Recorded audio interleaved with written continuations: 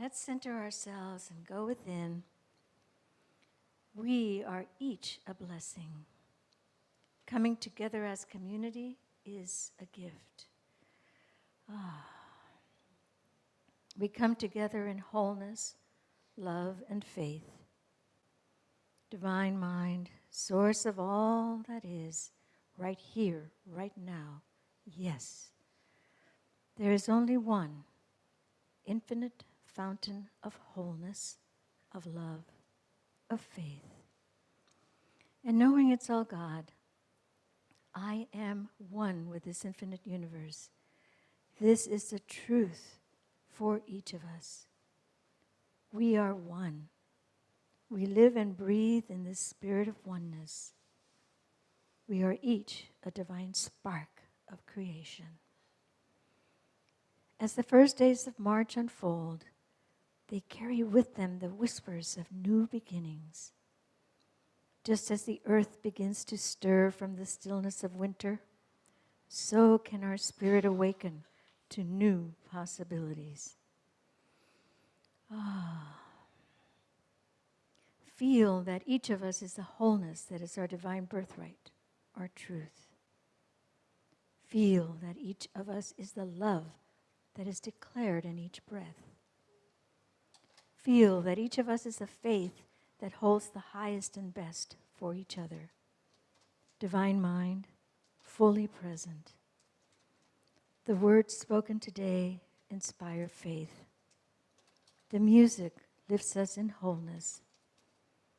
Our community connection is love made manifest here and now. Ooh. This bounty is absolute. The universe is infinite. Let us come to peace within ourselves, and we extend that peace to others. In gratitude, I release this into the law, knowing these seeds, these divine sparkles affirm our sacredness. And so it is.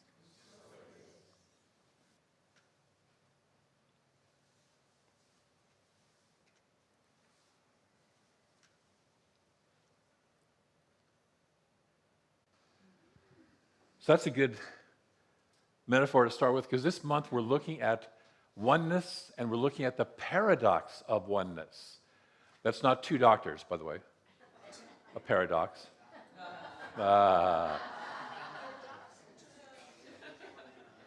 Nor is it a pair of ducks, even though I am an Oregon Duck fan. Paradox, this and this. It's been said that the opposite of an absolute truth is just another absolute truth. So we're going to play with this. And I feel fortunate because, many of you know that I grew up Catholic and eventually left that church and then went through a period of wandering in the desert for about 4 years, which is better than 40, but still was kind of a dark period, and eventually came into Taoism. I had a college art instructor who introduced me to the philosophy of Taoism. And Taoism is all about paradox, this and this. The second chapter of the Tao Te Ching is that high and low define each other, long and short measure each other. Everything is a paradox. And to see that we don't live in opposites, we live in a oneness that shows up in opposites, that shows up in different forms. And so that's what we're going to play with this whole month, is looking at different aspects of things that look like they're opposites but aren't. Because if there's only a oneness, can there be opposites? No. If there's only a oneness, are there sides, 2 sides, or 3 sides, or 4 sides? No, there's just the oneness. And so that's what we're going to play with through exploring paradox of oneness as multiplicity. And it's more than just a nice intellectual topic, because we are being called to see through the illusion of this or that. And to say, no, somewhere past that. Rumi's wonderful poem, Out Beyond Ideas of Wrongdoing and Right Doing, there's a field, I'll meet you there. We're called to be there. We're called to live there. Because there's a whole lot of people that are stuck in left or right, yes? Or up or down, or whatever you want to call it. So it's a call to walk in this human life full of duality and apparent contradictions with an expanded awareness. And I closed last Sunday's talk with a quote from Mark Nepo, and I'm going to open this Sunday's talk with the exact same quote. And he said, if peace comes, because I'm lazy. No, not really. If peace comes from seeing the whole, misery comes from a loss of perspective. If peace comes from seeing the whole, misery, unhappiness comes from losing perspective. So when we lose perspective, we get tangled up in the net of appearances. We get tangled up in our stories about what is and what isn't, other people's stories about what is and what isn't. You know, something happens, we always give it a meaning, yes? I mean, that's what we kind of have a habit of doing, and then we create a story around that. Yes? Okay? But they're just our stories. Then sometimes we get wrapped up in other people's stories. Oh, this is wonderful. Oh, this is terrible. Other people's stories. And we get tangled up in that net, and we end up feeling miserable and confused. And so sometimes a higher perspective, as we talked about last week, can literally create freedom from confusion and disorientation. You know, we were so certain things were the way that we thought they were, yes? Have any of us ever been so certain that things were a certain way, only to find out maybe they weren't? See, we know what's right and wrong, yes? We know it. And we know what's good and evil, and we know what's black and white, and we know how things work and how they are. And we know who they are and who we are. And we know what's what. Yes? No. And then along come troublemakers who disrupt the whole dang thing. You know, I think back to, say, 400, 500 years ago, a couple guys named Copernicus and Galileo who had this stupid idea that the earth actually revolves around the sun instead of vice versa. Oh, how inappropriate. Copernicus had to run off to Amsterdam so that the Catholic Church wouldn't burn him at the stake, and Galileo got told that he couldn't say what he said anymore and put under house arrest for the rest of his life. By the way, after he got finished having that sentence being given to him, he kind of stood up and looked over at his friend, and he says, and still the earth moves. Notice you can make all the proclamations you want, and what's real is still happening. Other troublemakers, like a bunch of quantum physicists that say that solid things aren't so solid after all. Another scientific claptrap, like, you know, the earth is warming. You know, I don't want to hear that. Everything's going to stay just the same as it is. Shut those people up. Breathe. And suddenly certainties come crashing down and our sacred cows get turned into burgers, yes? And we feel dazed and confused. I asked Brent if he could do a little bit of Led Zeppelin for that little phrase right there, and he didn't have time. It's okay. He said it's a very guitar-heavy song, and he doesn't want to learn the guitar in the last 5 minutes. So,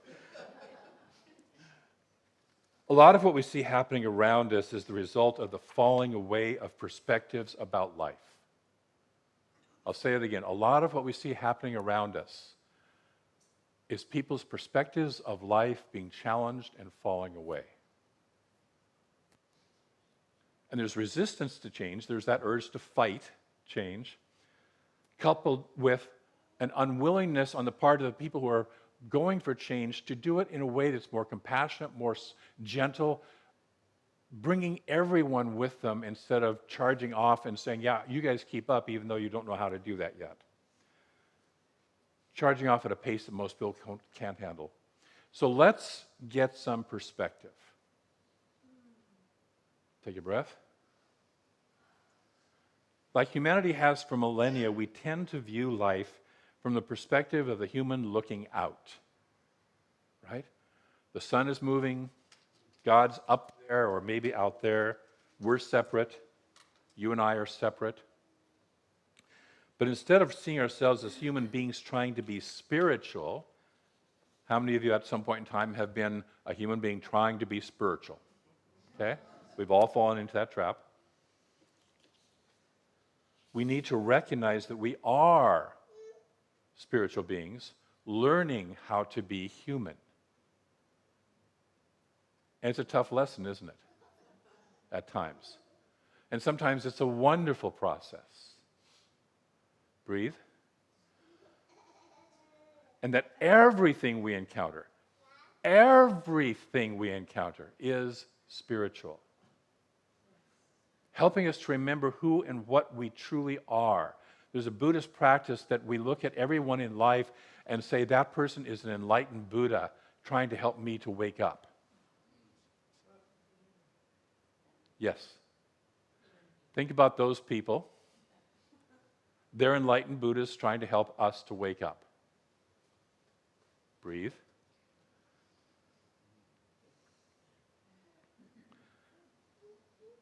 So let's look at a different perspective, and we see that in this perspective in our creative process symbol, which we don't have up here right now. It's the one that's on the thing right in front of me here. Up in the corner there. Thank you so much. I didn't have that perspective. So life, all of life, including you and me, begins at the level of the universality, the level of spirit, the level of the divine. Yes? That's all that life is. That is the source of all life. And that infinite oneness expresses then as in multiplicity. That's why you and I are here, right? We're not just all one. We're the oneness, but expressing in multiplicity, which we experience as individuality. And I'll say it again, we experience it as individuality. And again, that goes back to the perspective that I'm a human being looking out there instead of recognizing, wait, I'm a oneness. Having fun playing in multiplicity. You know, if there wasn't multiplicity, there wouldn't be chocolate. There wouldn't be sex. There wouldn't be beautiful red Miatas. There wouldn't be rain falling and flowers and daffodils blooming. There wouldn't be any of this stuff if we didn't have multiplicity, if there was just a complete oneness. Okay? So we have this experience of individuality, the I-ness or the ego, which is an individualized identity, an individualized entity. And our individuality is like a lens that concentrates and directs the light. So you and I are the infinite being present here, focusing the light as the unique person that you are. Nudge the person next to you and say, you are a focuser of light. You are a focuser of light.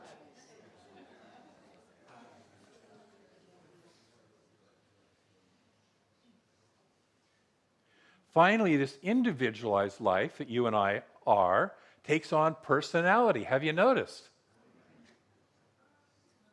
It's the collective mental, emotional, physical, and behavioral qualities of the individual.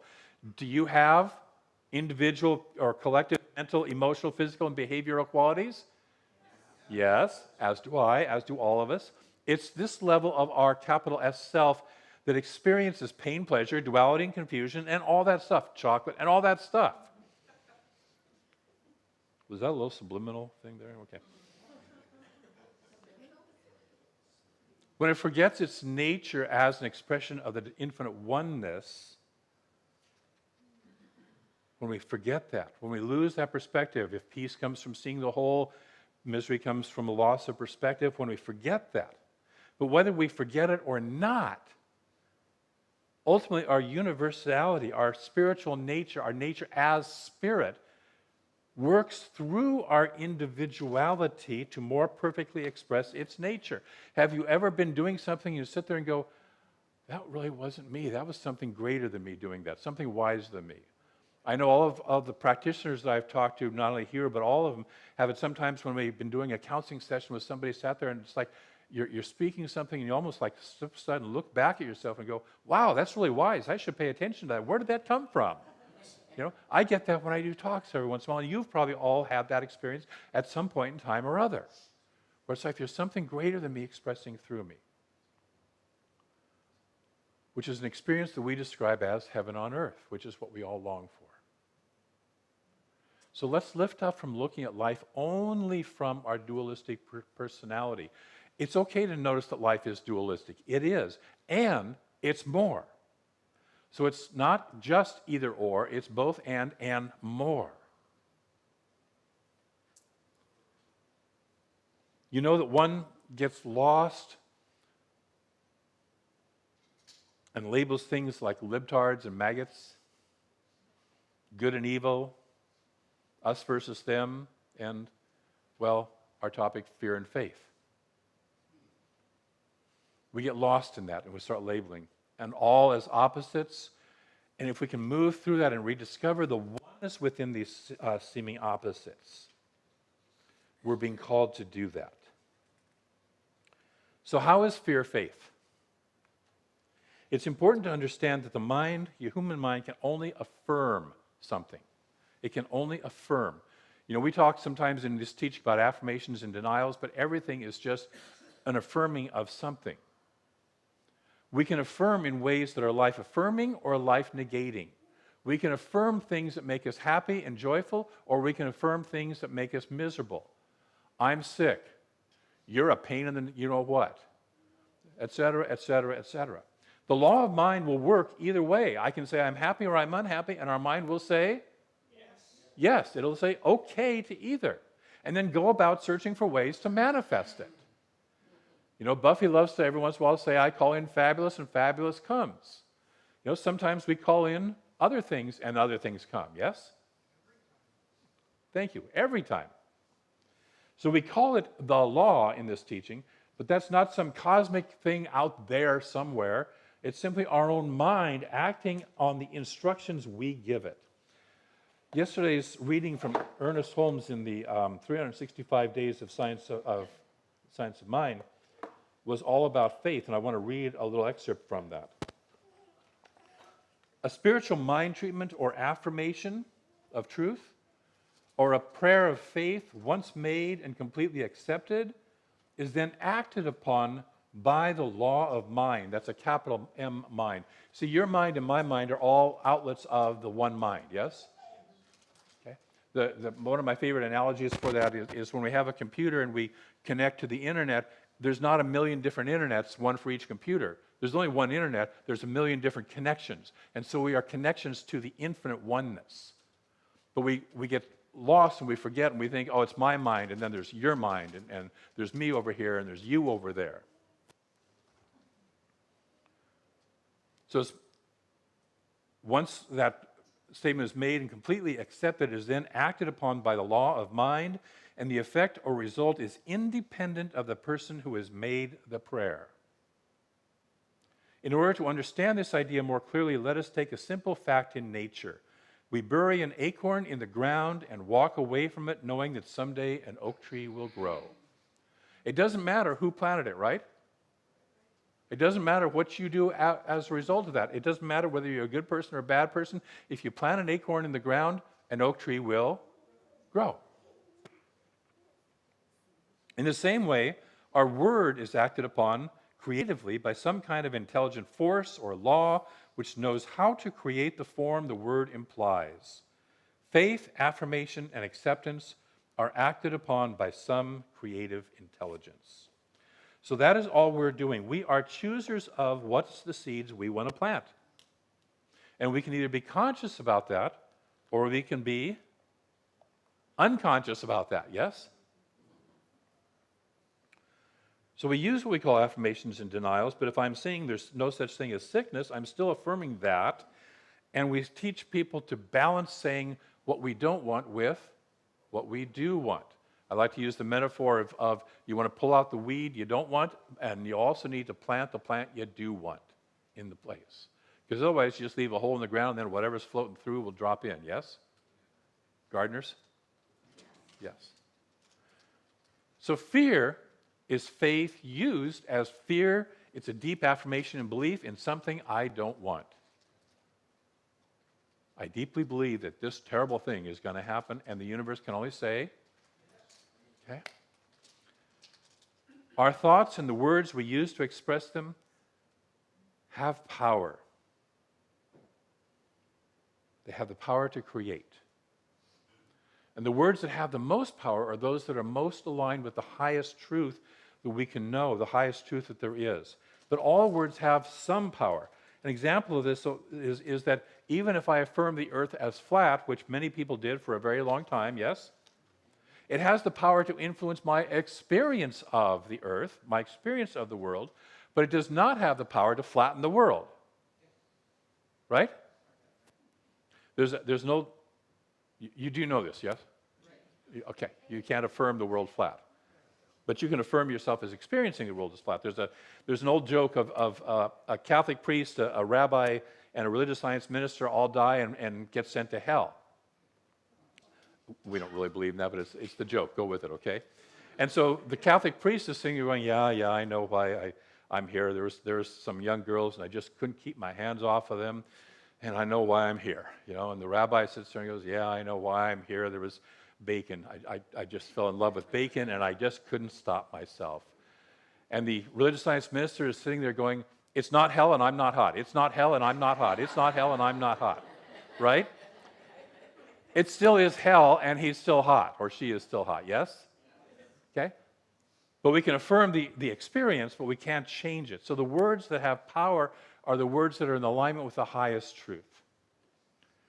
So even though our natural divine state is always one of radiant health and vitality, because the universe is never sick, right? At the universal level, it's never sick. However, my belief in the possibility, or more so the probability of disease, can create that temporary experience. Yes?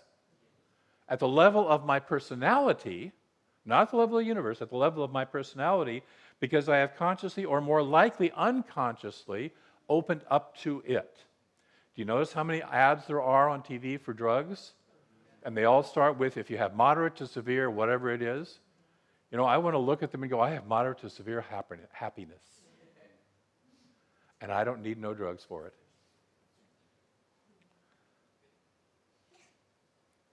Thus, we are always using faith to direct our minds to create experiences that match our real beliefs. Not the ones we wished we believed in, not the ones we hope to believe in someday, but the ones we actually at the gut level do believe in, truly have faith in as real. Breathe. This is why putting up a few nice pictures and saying some positive sounding words doesn't really create what we want in the long run in our lives. We have to do the deep digging, growing deeper to rise higher, to see and release our real blocking beliefs until we completely realize that there is nothing else besides God is. Nothing else besides that infinite presence of pure love, of pure wholeness is. One of the things we're doing in the Wednesday night class, which is working with the book, What's in the Way is the Way, is to look more deeply at our stories, look more deeply at what it is that we're truly believing and start to heal that, start to let that be loved and accepted, not fighting it, not trying to fix it, not trying to change it, but just simply holding ourselves lovingly in that presence. And it shifts things. And the idea of saying God is why we spend time deepening our understanding of God, because most of us probably grew up with a different understanding of God than what we teach here, yes? I certainly did. We were raised, so many of us, with ideas about God that are as archaic as the belief that the world is flat with a dome over it. And that there's a heaven above and a monarch God sitting on his throne, and a hell below with a little devil running around it, a sun that moves across the sky. And we don't, and we perhaps never will know all of God or all about God. We probably never will know all about God. And we won't even really know about this universe, but we know what it's not. We know that it's not that. Yes? We know that there's something more, something deeper than that. So when I say that there is nothing besides God is, that God is a beingness of pure light, of pure love, of pure life energy, of pure power, of pure peace, of pure beauty, of pure joy. And that since we are expressions of it, it wants only its highest good and joy expressing through us. Is our joy God's desire? Yes. Is it our own little puny desire? Well, yes, but it's more so the infinite desire of the universe to express and experience itself as love, as joy, as beauty. And all we have to do is say, yes, I'll go for that ride, thank you very much. I'm not quite sure the twists and turns it's going to take, but yes, I'm on that ride. A friend of mine said, when I get out of the way, God drops in. When I drop out, God drops in. When my personality, with all of its stories and all of its blocks, drops out, then something else drops in. I like to say rises up through, but it's, whatever metaphor you want to use. And this God doesn't need our worship, doesn't need rule following to express the good. Just like when we plant the acorn in the soil, we don't have to do any, special incantations to make it happen. It's just a natural process, yes? We don't get up in the morning and pray that gravity will hold us down to the earth today. And if we're good people, maybe it will work. Right? Do some of you? Okay. What we need is to become aware of and aligned with this infinite good, and we do that through faith. We do that through our faith. Perhaps saying, as the father of the sick boy said to Jesus, "I do believe, help my little faith." I don't know if you're like me, but sometimes I find myself with little faith. This seems so overwhelming. And there's a part of me that sits there and goes, okay, I know that I am and God is bigger than that, but I'm not kind of feeling it right now. Help my little faith. We help our little faith by practice. We help our little faith by study. We help our little faith by opening to other ideas. We help our little faith by leaning into others like practitioners who can stand in greater faith. We have this consciousness in our Western culture, especially our American culture, of I got to do it all by myself. And there it is, reminding us that we have support. We have other people that will call us, and we can call on them. Thank you, Susan. Good timing. I'll give you a 20 afterwards for that.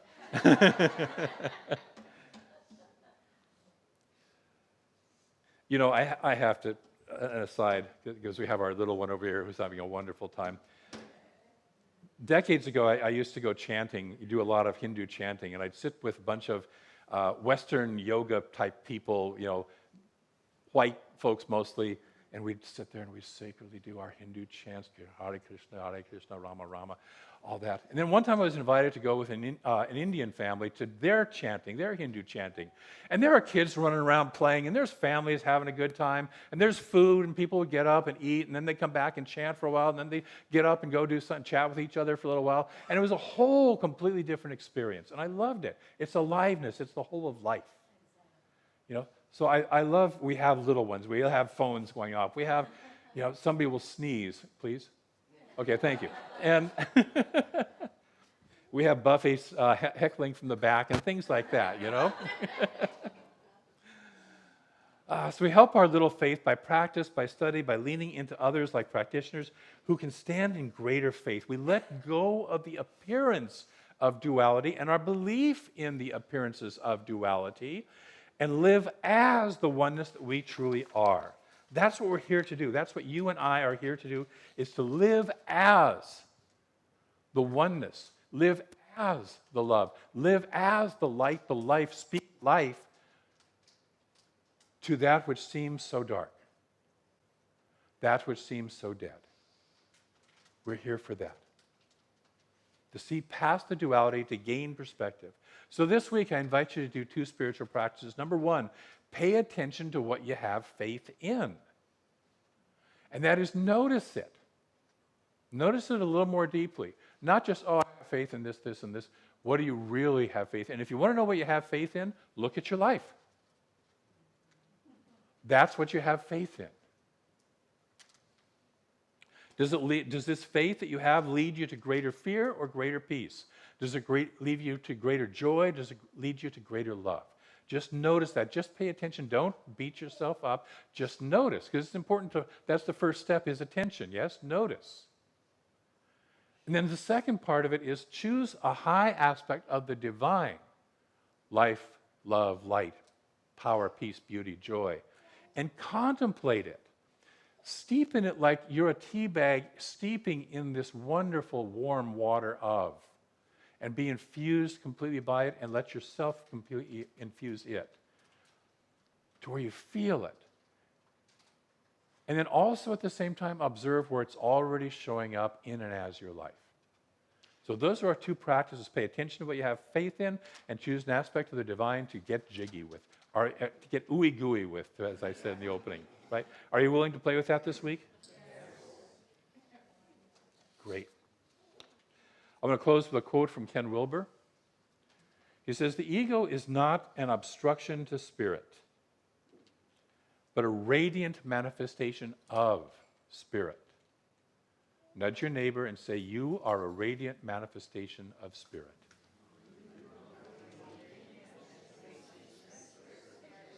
You are a radiant manifestation of spirit, both of you. And that means we do not have to get rid of the small ego, but rather we inhabit it fully. Live it with verve, use it as the necessary vehicle through which higher truths are communicated. Soul and spirit include body, emotions, and mind. They do not erase them. So celebrate this fact that you're in a body with a personality, and you're so much more than that too. Breathe. So I have an affirmation. Say this with me. I use the powerful tool of faith to direct my life in the path of divine good. And one more time. I use the powerful tool of faith to direct my life in the path of divine good. So I do, and so it is. Thank you.